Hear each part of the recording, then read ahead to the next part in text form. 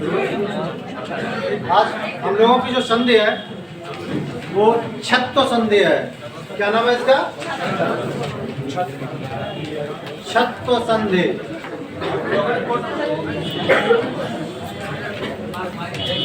छत्तो संधि का मतलब होता है, यहाँ पर आपका सूत्र होगा झयो हो अन्य तरस्याम। सूत्र क्या रहेगा इसका? झयो हो अन्य तरस्याम। सूत्र क्या कह रहा है? जयो हो अन्य तरस्याम सूत्र कहता है कि अगर प्रथम पद के अंत में स्पर्श वर्ण हो, प्रथम पद के अंत में क्या होगा? स्पर्श वर्ण। फर्स्ट पद स्पर्श वर्ण और द्वितीय पद के प्रारंभ में अगर हा हो। अब इसमें यद्यपि हम स्पर्श वर्ण तो हम इसको इसलिए कह रहे हैं ताकि आपके समझ में आ जाए, नहीं तो सूत्र के अंतर्गत कह रहा है झय। अगर प्रथम पद क्या हो? झय हो। तो चूंकि झय का मतलब होता है झभय घड़ धस जब गढ़ दस खप चट चट तब कप, इतने वर्ण होते हैं झय के अंतर्गत। लेकिन ये अगर नहीं समझ में आते हैं तो कोई बात नहीं, हम इसको क्या कर लेते हैं, सहज कर लेते हैं, और सहज करके हमने इसको स्पर्श वर्ण में परिवर्तित कर लिया। तो हमारे ये समझ में आ गया कि स्पर्श वर्ण होते हैं हमारे 25। ठीक। दूसरे पद के प्रारंभ में अगर हा हो तो क्या हो जाएगा? इत्मीनान से समझ लीजिएगा, क्योंकि यहाँ पर कुछ नया विकार हो रहा है। क्या है? स्पर्श वर्ण में पढ़ने वाले वर्ण अपने वर्ग के अनुसार तीसरे वर्ण में परिवर्तित हो जाते हैं। जो भी वर्ण स्पर्श वर्ण में पढ़ा है वो किस में परिवर्तित हो जाएगा? तीसरे में परिवर्तित हो जाएगा। लाइट एक तो नहीं जल रही है, देखो लाइट।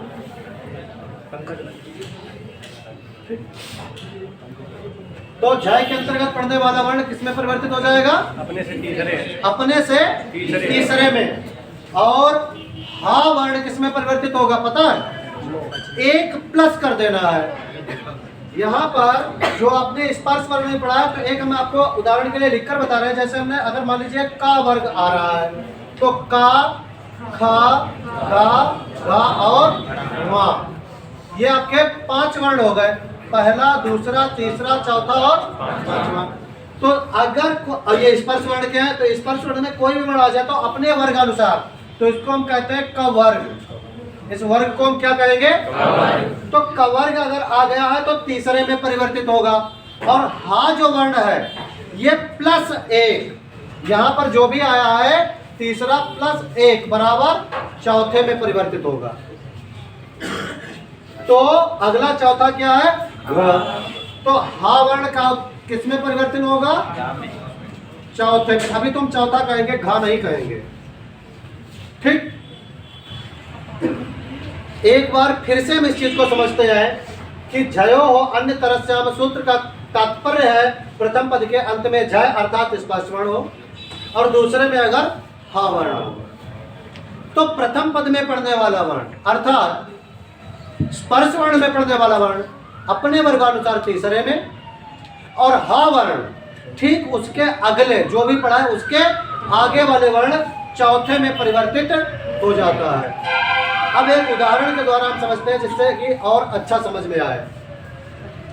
उदाहरण के लिए हम यही वर्ग ले रहे हैं। जैसे हमने कहा वाक धन हरि, वाक धन हरि। अब हमारे शर्त पर बिल्कुल सही आ गया है। प्रथम पद के अंत में क्या है?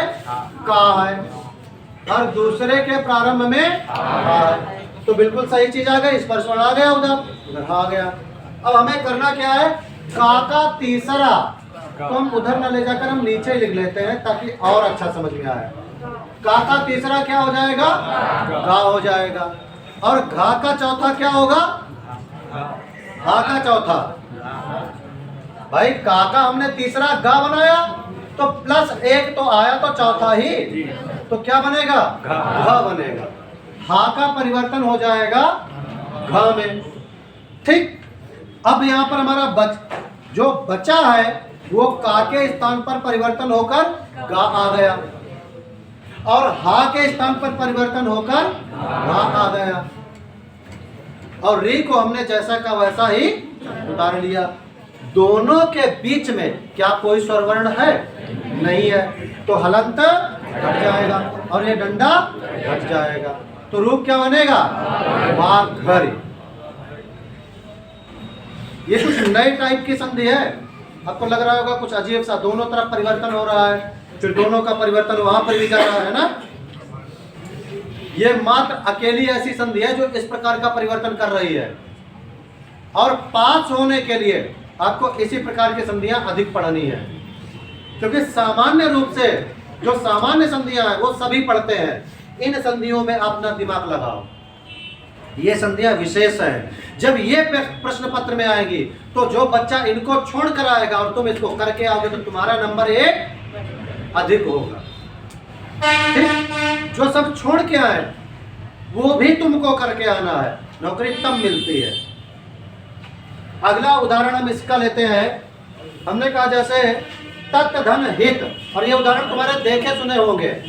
हमने कहा तत् धन हित, अब इसका क्या बनेगा?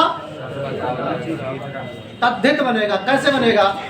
अब ब्रैकेट लगाया और हमने इधर को निकाल लिया ता, अब इधर क्या है? हमको पता है कि ता वर्ण स्पर्श वर्ण के अंतर्गत होता है या नहीं पता है? पता है। तो ता का परिवर्तन किसमें आप करोगे? तीसरे के द्वारा। ता था धा में कर दोगे, तो ता का परिवर्तन धा में हो गया, और हा का परिवर्तन चौथे में करना तो किसमें करोगे? धा में करोगे। किसमें करोगे? धा। अब क्या करना है?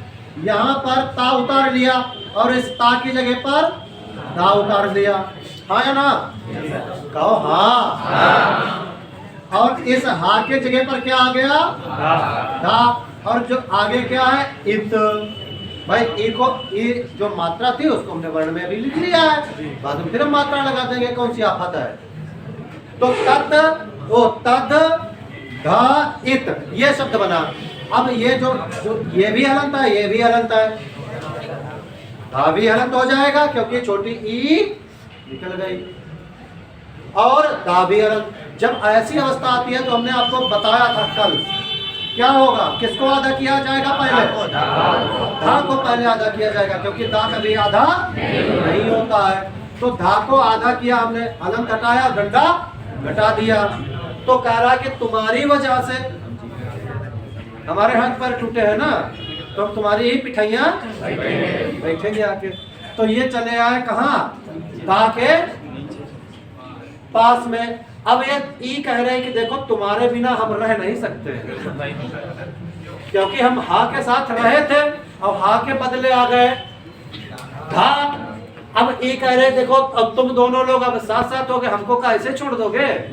बोले नहीं, ऐसे कैसे छोड़ देंगे?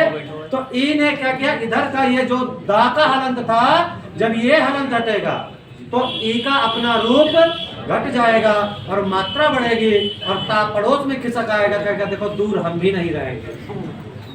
क्या बनेगा? तद्धित बन जाएगा। समझ में तो नहीं आया? सही बात? हाँ बोलो। सर ये संधि आपने ये वाली लिखी, पढ़ा ये वाली रहे आप? अच्छा, पूर्व सवर्ण संधि। अच्छा, ये गलती हो गई, तभी नहीं मिल रही है। तो छत्व संधि नहीं, इसका नाम है पूर्व सवर्ण संधि। पूर्व सवर्ण संधि। नाम लिखने में जल्दबाजी हो गई, नाम पर ध्यान नहीं दिया। ठीक, तो अच्छा तुमने ध्यान दिया तो बताया नहीं, बहुत बढ़िया काम किया। तो पूर्व सवर्ण संधि का सूत्र होता है जयो अन्य तरस्याम। ठीक, कोई फर्क नहीं पड़ता है, आपको समझ आना चाहिए सूत्र से आगे का।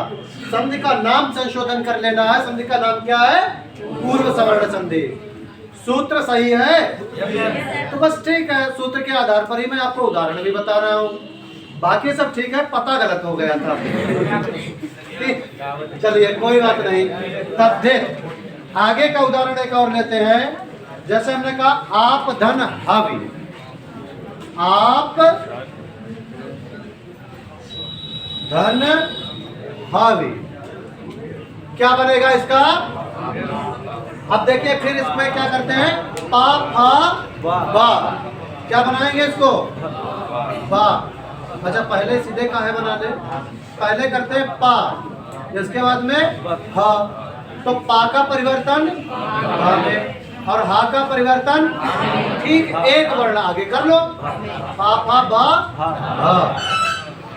अब यहाँ पर बचा क्या? पा की जगह पर बा और हा की जगह पर भा, और आगे क्या है? इसमें ज्यादा झंझट नहीं करना है क्योंकि मात्रा इसके ऊपर नहीं लगी थी। अब दोनों वर्ण क्या है?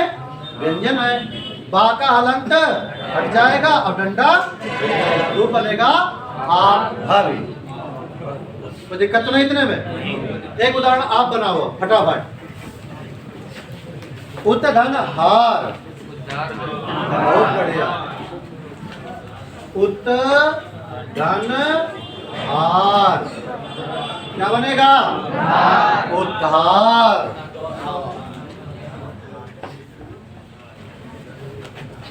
अच्छ धन हीन, बहुत प्यारा सा उदाहरण है। अच्छी अच्छी अच्छी अच्छी अच्छ धन हीन, बहुत अच्छा सा उदाहरण है। ऐसे उदाहरण अटकते हैं। अच्छी हाँ अजीन बनाए इसको। इस चाका अब देखो सीधे सीधे बनाते हैं। सीधे सीधे कैसे बनाया जाता है अगर पता है तो? इस चा का परिवर्तन चा छा जा में हो जाएगा। अब आगे क्या है? हा। इस हा का परिवर्तन जा। दोनों में दोनों कैसे हैं? व्यंजन। हलंत हटा और डंडा हट जाएगा। और ई की मात्रा जैसे लगी है वैसे लगा दो और ना लिख दो। क्या बनेगा? जब सीख जाओ तो फिर पूरा ना बनाओ, फिर उतना ही केवल बना लो जितने की आवश्यकता है। सीखने के बाद में शॉर्टकट अपनाओ। ठीक? हाँ। जैसे आप धन हवा, आप धन हवा क्या बनेगा? आप और आधा भा कर दो और इसकी जगह पर भा। आप भवा, ये तो हो जाएगा। कोई दिक्कत तो नहीं है? समझ गए? ठीक, फटाफट नोट करो इसे।